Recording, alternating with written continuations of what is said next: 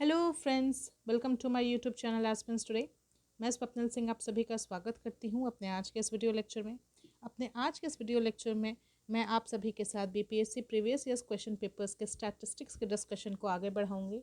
और आज के इस वीडियो में मैं लाइन ग्राफ्स के फर्स्ट पार्ट को लेकर आई हूँ, जिसमें प्रीवियस ईयर्स क्वेश्चंस में जितने भी लाइन ग्राफ से संबंधित सवाल पूछे गए हैं उसको मैं डिस्कस करूँगी। लेकिन आज का ये वीडियो शुरू करने से पहले आप सभी से मेरी रिक्वेस्ट रहेगी कि अगर आपको आज का वीडियो पसंद आता है तो इसे लाइक और शेयर ज़रूर करें। साथ ही में जो मेरे न्यू यूज़र्स हैं या जो नए लोग हमारे इस चैनल को देख रहे हैं उनसे मेरी रिक्वेस्ट रहेगी कि आप इस चैनल को ज़रूर सब्सक्राइब कर लें, ताकि मेरे आगे आने वाले नोटिफिकेशन से आप जुड़े रह सकें। नीचे दिए गए बेल आइकन को दबाकर आप मेरे नोटिफिकेशन से समय समय पर वाकिफ़ हो सकते हैं।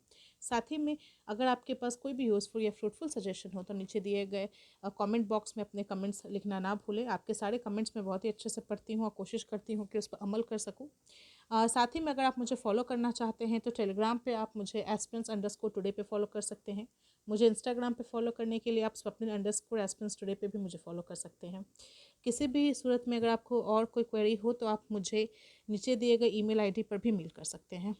ओके फ्रेंड्स, तो सबसे पहले आज जो क्वेश्चन मैं डिस्कस करने वाली हूँ वो 56 से 59 में जो क्वेश्चन पूछे गए हैं उसके बारे में है। तो ये लाइन ग्राफ्स का मेरा पहला सवाल है जो 56 से 59 में पूछा गया था।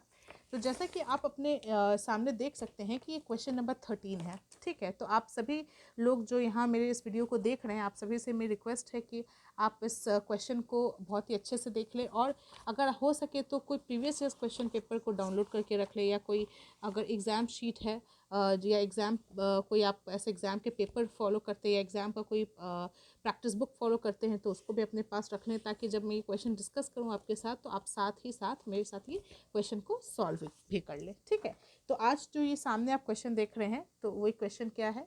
तो क्वेश्चन है, study the following graphs and answer the questions given below. ठीक है, यानी कि इस नीचे दिए गए जो ये आलेख हैं उनका अध्ययन करें और प्रश्नों का उत्तर दें। तो यहाँ पर क्या है, यहाँ पे दो तरह के, जैसा कि आप देख सकते हैं यहाँ पे दो तरह के यहाँ लाइन ग्राफ्स दिए गए हैं, जिसमें से एक प्रोडक्शन यानी उत्पादन का है और दूसरा ईल्ड यानी उपज का है। ठीक है, और इसमें प्रोडक्शन जो हो रही है वो million bags of 60 kg each की हो रही है, जबकि जो उपज है वो किलोग्राम पर हेक्टेयर के हिसाब से हो रही है। ठीक है, तो चलिए आज के इसके पहले सवाल को हम सॉल्व करते हैं। तो जैसा कि आप देख सकते हैं कि यहाँ पर मैंने अपने दोनों ही लाइन ग्राफ्स को बना लिया है, लेकिन ये बहुत अच्छे से नहीं बनाए गए हैं, ये टेंटेटिवली बनाए गए हैं, यानी कि लगभग बनाए गए हैं। तो इसीलिए कोशिश कीजिएगा कि अपने क्वेश्चन पेपर के ग्राफ्स के साथ ही आप स्टिक कीजिएगा। ठीक है, तो सबसे पहला सवाल हमारे पास आता है, What was the percentage increase in rice production from the year 2005 to 2006 to 2006 to 2007? ठीक है, इसका हिंदी में मतलब हुआ, चावल के उत्पादन में वर्ष 2005 से 6 तथा 2006 से 7 में कितने प्रतिशत की वृद्धि हुई। ठीक है, तो इसको बहुत ही आसान सा सवाल है। इसमें हम क्या करेंगे, सबसे पहले हम वर्ष 2005 और 6 में देख लेते हैं कि राइस प्रोडक्शन कितनी है। तो जैसे कि आप वर्ष 2005 और 6 में देख रहे हैं कि राइस प्रोडक्शन जो है वो कितने की है, वो है 9 मिलियंस की, है ना, 9 मिलियन बैग्स की या 9 मिलियंस की। ठीक है, और हर बैग जो है वो कितने का है, वो है 60 kgs का। तो जाहिर सी बात है, आप 9 मिलियन इंटू 60 kgs कर देंगे तो आपके पास टोटल kgs आ जाएगा कि कितने की प्रोडक्शन हुई चावल की। उसी तरीके से 2006-7 में भी आप जब राइस प्रोडक्शन को देखना चाहते हैं तो यहाँ पर आप देख सकते हैं कि आपके ग्राफ में जो वैल्यू है 2006 और 7 में वो है 10 मिलियन बैग्स की। तो 10 मिलियन जो बैग्स हैं that is equal to 10 million into one bag weight यानी कि 60 kg, यानी कि 10 million into 60 kg that will give you value of 600। तो पहले आया था आपके पास 540 मिलियन kg, दूसरी बार आया है आपके पास 600 मिलियन kg। अब पूछा क्या गया है सवाल में कि कितना परसेंटेज इंक्रीज होता है ना। परसेंटेज इंक्रीज कैसे होगा, जो ज़्यादा है उससे कम को माइनस कर दीजिए, है ना, यानी कि 600 माइनस 540 अपॉन 540 इंटू 100। तो हमारे पास फाइनल वैल्यू आ जाएगी 11.11%। कितनी आ जाएगी, 11.11%। ठीक है, तो ये क्वेश्चन नंबर ए का आंसर हो गया। चलिए अब दूसरा क्वेश्चन है, in how many hectares was rice cultivated in the year 2008 to 2009। ठीक है, यानी कि 2008-9 जो आपका एनुअल ईयर है उसमें कितना प्रतिशत हेक्टेयर्स में, है ना, राइस का उत्पादन किया गया था, यानी कि राइस को कल्टिवेट किया गया था, उगाया गया था। तो इसे हम सॉल्व करते हैं। वर्ष 2008-9 में चलते हैं। वर्ष 2008-9 में जैसा कि आप देख सकते हैं कि वर्ष 2008 और 9 में 1150 जो किलो है वो per hectare was the productivity, यानी कि जो प्रोडक्टिविटी थी वो कितनी थी, 1150 KG per hectare of rice. और राइस प्रोडक्शन कितना था वहाँ पे उस साल में राइस प्रोडक्शन आप देख सकते हैं कि 12 मिलियन बैग्स का था, यानी कि 12 मिलियन इंटू 60 करेंगे तो हमारे पास टोटल वैल्यू आ जाएगी किसकी, राइस प्रोडक्शन की, यानी कि था 720 मिलियन केजीज का। तो जब आपको ये जानना है कि कितने हेक्टेयर्स में यानी कितने एरिया में किया गया है, तो हम सिंपली क्या करेंगे, हम सिंपली करेंगे कि जो हमारे पास टोटल प्रोडक्शन है ना, और जो हमारे पास प्रोडक्शन पर यूनिट एरिया है उसको हम मल्टीप्लाई कर देंगे। यानी कि हम क्या करेंगे, इसमें हमने क्या किया कि हमारे पास है कि अगर 1150 केजीज हम कितने में करते हैं, 1 हेक्टेयर में करते हैं, तो हमें टोटल कितना देखना है कि 720 मिलियन केजीज हम कितने में करेंगे। ठीक है, तो उसके लिए सिंपल सी चीज़ हम लोग ये मल्टीप्लिकेशन फॉलो कर सकते हैं। मल्टीप्लिकेशन फॉलो करने से हमारे पास फाइनल आंसर एरियाज में कितना आया, 6.26 लाख हेक्टेयर्स। ठीक है, तो आई होप कि आप सभी को समझ में आ गया होगा कैसे किया मैंने। चलिए अब आगे चलते हैं हम अपने क्वेश्चन पे। ये है थर्ड पार्ट। क्वेश्चन कहता है what was the percentage increase in rice cultivation area from the year 2006-2007 to 2007-2008। ठीक है, यानी कि हिंदी में हम जान सकते हैं कि वर्ष 2006-2007 की तुलना में वर्ष 2007-2008 में चावल उगाने के क्षेत्रफल में कितने प्रतिशत की वृद्धि हुई। ठीक है, चलिए अब इस क्वेश्चन को भी हम देख लेते हैं, काफ़ी आसान क्वेश्चन है ये भी। सबसे पहले तो हम देख लेते हैं कि राइस एरिया कितना है 2006-2007 में। जैसा कि हमने क्वेश्चन नंबर बी में निकाला था, ठीक वैसे ही हम यहाँ भी निकालेंगे, यानी कि प्रोडक्शन अपॉन प्रोडक्टिविटी करेंगे तो हमारे पास एरिया निकल जाएगा। प्रोडक्शन कितना है हमारा, सबसे पहले 2006-07 में देखिए, 2006-07 में हमारे पास प्रोडक्शन है 10 मिलियन बैग्स का। 10 मिलियन बैग्स यानी कि 10 मिलियन इंटू 60 केजीज है ना, वो हमारा टोटल प्रोडक्शन निकलेगा। और हमारे पास प्रोडक्टिविटी कितनी है, जो कि हम अपने लाइन ग्राफ से देख सकते हैं, 2006-2007 में प्रोडक्टिविटी हमारी 1100 केजी पर हेक्टेयर है ना। तो जब हम इन दोनों को प्रोडक्शन अपॉन प्रोडक्टिविटी करेंगे तो हमारे पास जो वैल्यू आ रही है वो है 5.45 लाख हेक्टेयर्स। ठीक है, तो ये हमारे पास एरिया निकल आया 2006-2007 में। 2007-2008 में जब हम प्रोडक्शन निकालेंगे तो 2007-2008 में प्रोडक्शन की वैल्यू आएगी 13 million bags. 13 million into 60 KG करके आप उसका प्रोडक्शन वैल्यू निकाल सकते हैं, यानी कि टोटल राइस प्रोडक्शन कितनी है। और जब आप उसको डिवाइड करेंगे किसके साथ, आप उसको जब डिवाइड करेंगे उसकी प्रोडक्टिविटी यानी कि उसकी उपज के साथ 2007-2008 में, तो आप पाएंगे कि वो है 1200 केजी पर हेक्टेयर। यानी कि डिवाइड करने के बाद जो टोटल वैल्यू आपको मिलेगी हेक्टेयर्स की यानी एरिया की, जितने एरिया में 2007-2008 में चावल की उपज होती है वो है 6.5 लाख हेक्टेयर्स। अब पहले आपके पास आया 5.45 लाख हेक्टेयर्स 2006-2007 में, और बढ़ के वो हो गया 2007-2008 में 6.5 लाख हेक्टेयर्स। अब आपसे क्या मांगा गया था कि परसेंटेज इंक्रीज बताइए, तो परसेंटेज इंक्रीज क्या होता है, ज़्यादा से हम कम को घटा कर divide by come value into 100, यानी कि 6.5 माइनस 5.45 डिवाइडेड बाई 5.45 इंटू 100, जो कि हमें वैल्यू देगी 19.27।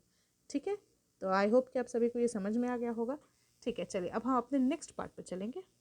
नेक्स्ट पार्ट हमारा कहता है in which year has the rice production shown the highest increase over that in the previous year, यानी कि पिछले वर्ष की तुलना में किस वर्ष में चावल के उत्पादन में सबसे अधिक वृद्धि हुई है।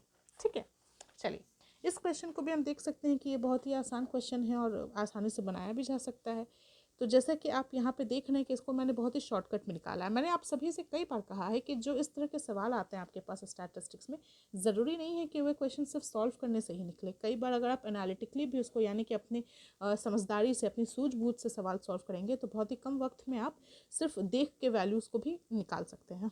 ठीक है, तो जैसा कि आप अपने लाइन ग्राफ में देख रहे हैं, आपसे कहा गया कि किस साल में राइस प्रोडक्शन सबसे ज़्यादा बढ़ा गया है, यानी कि हम प्रोडक्शन की बात करें इसलिए हम पहले लाइन ग्राफ को देखेंगे। तो पहले लाइन ग्राफ में अगर आप ठीक से ऑब्जर्व करेंगे तो आप पाएंगे कि 2007 और 2008, ठीक है, 2007 और 2008 और 2009 और 2010 है ना, इसमें जो हाईएस्ट इंक्रीज हुआ है राइस प्रोडक्शन का वो इसी साल से हुआ है, 2007-2008 से कंपेयर टू 2009 और 2010 में।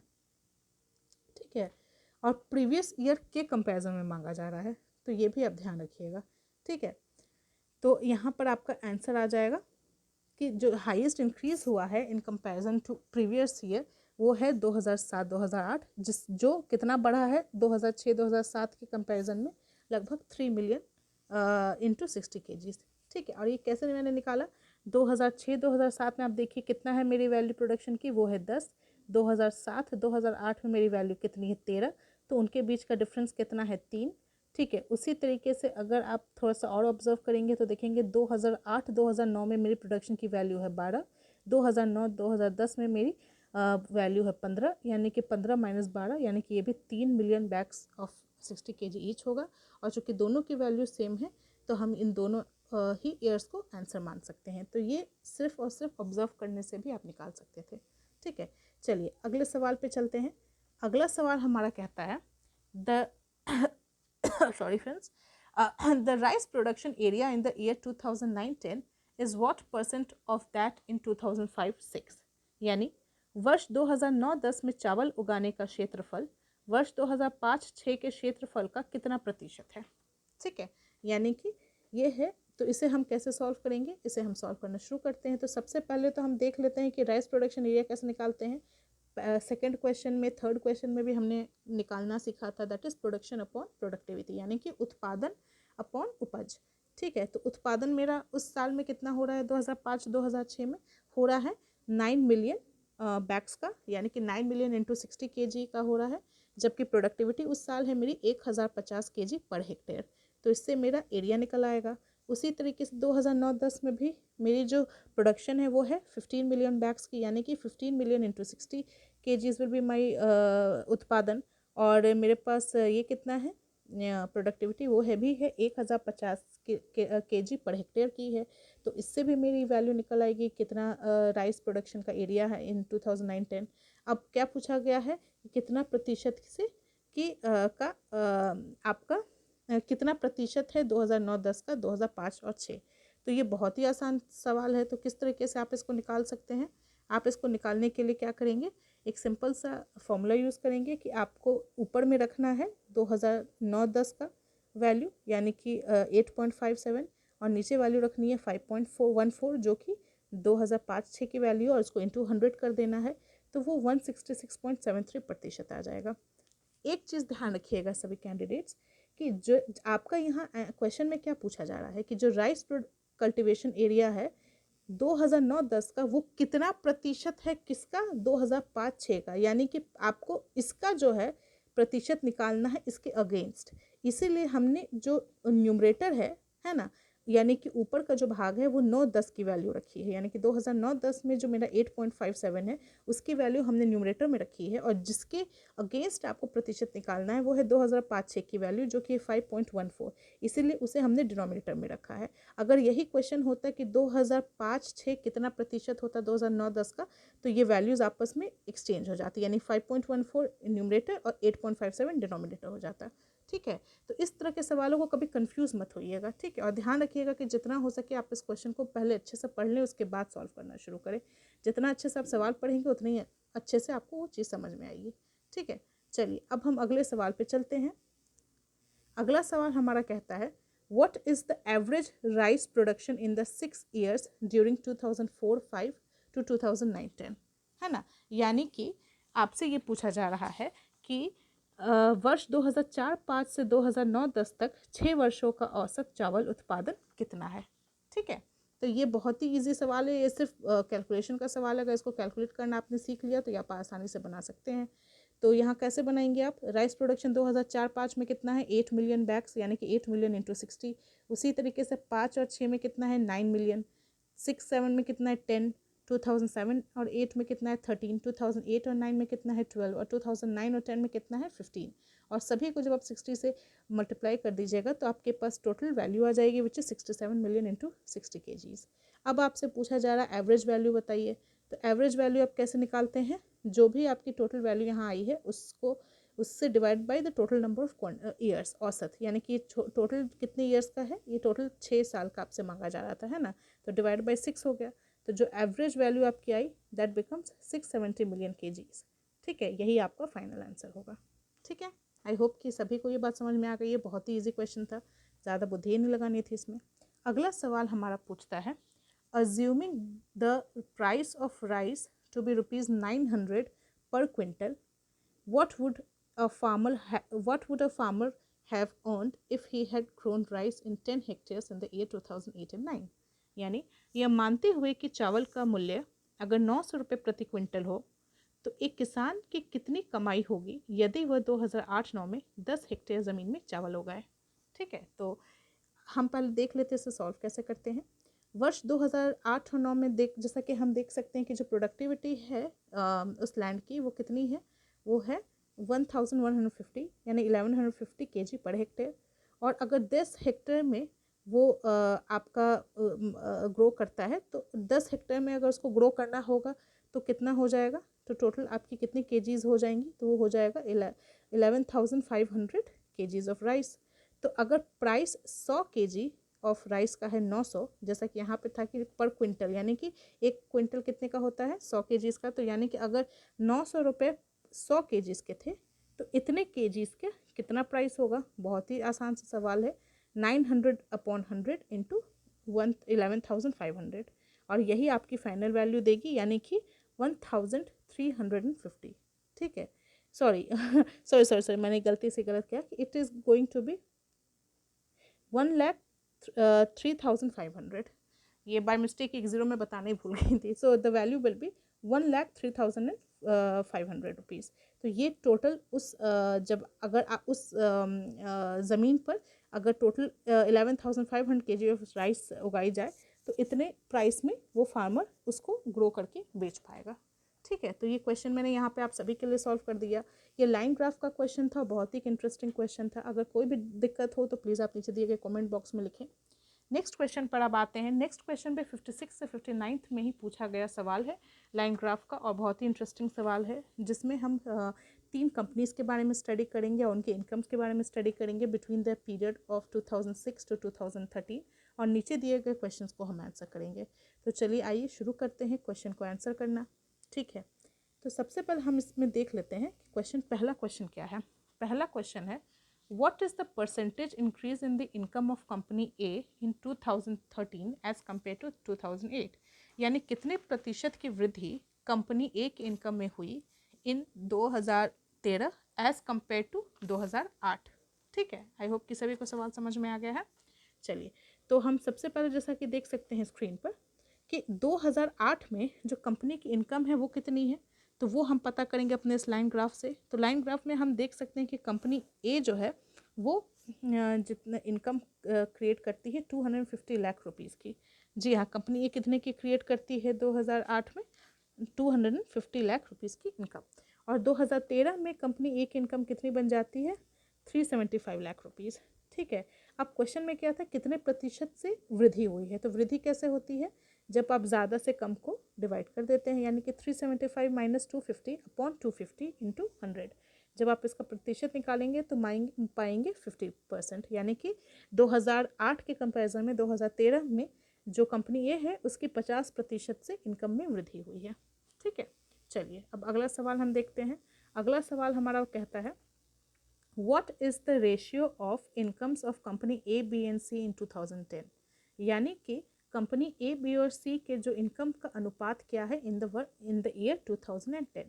तो 2010 में जैसे कि आप लाइन ग्राफ में देख सकते हैं कि कंपनी ए की इनकम कितनी है, 2050 लाख रुपए।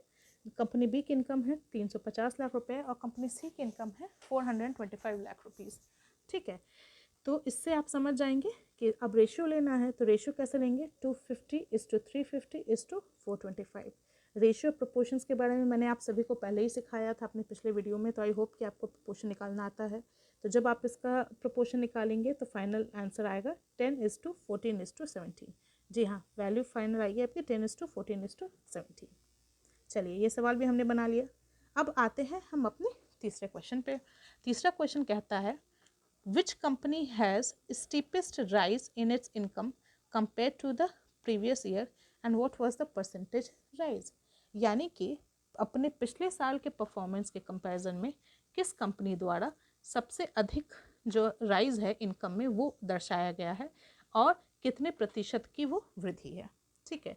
तो देखिए, मैंने जैसा आपसे पिछले क्वेश्चन में भी कहा था कि कुछ क्वेश्चंस आप बहुत ही एनालिटिकली सॉल्व कर सकते हैं अगर आप अपने ग्राफ पे अच्छे से ध्यान दें। तो अपने ग्राफ पे ध्यान अगर आप देखेंगे तो आप आसानी से पाएंगे कि जो सबसे स्टीपेस्ट राइज होगा, ठीक है, वो किस कंपनी के द्वारा किया गया है, तो वो कंपनी सी के द्वारा किया गया है। ठीक है, आप कंपनी सी को ध्यान से ऑब्जर्व करें कि वर्ष 2009 से 2010 के बीच में जो सबसे ज़्यादा राइज एक्नॉलेज किया गया है, जो कि 200 लाख रुपीस से लेकर सीधे 425 लाख रुपीस का है।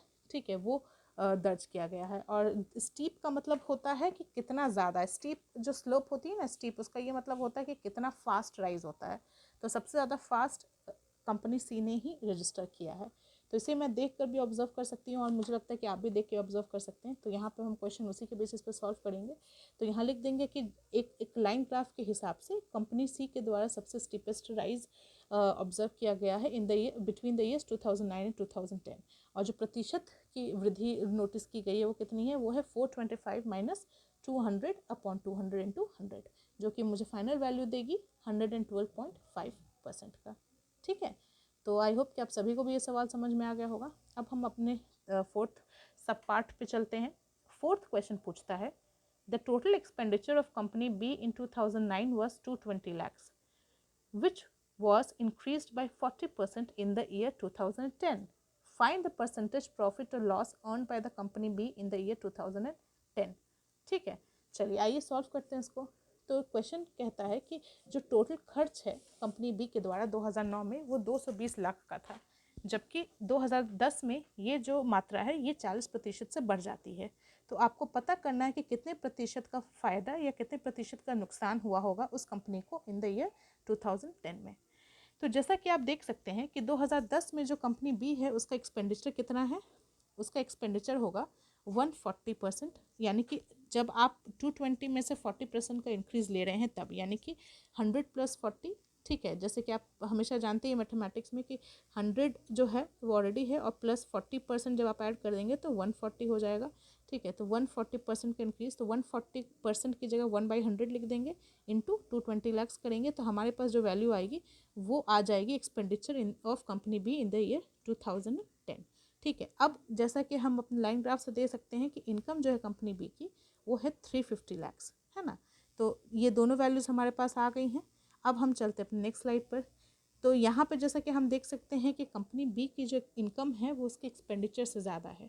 तो जाहिर सी बात है, जब इनकम एक्सपेंडिचर से ज़्यादा होती है तो क्या होता है, तो किसी भी कंपनी को प्रॉफिट होता है। तो 2010 में कंपनी ने प्रॉफिट कमाया है। और प्रॉफिट कैसे कैलकुलेट की जाती है, इनकम माइनस एक्सपेंडिचर। तो इनकम है मेरी 350 लाख, जिससे मैंने एक्सपेंडिचर यानी 308 लाख को माइनस किया तो मेरे पास प्रॉफिट आ गया 42 लाख।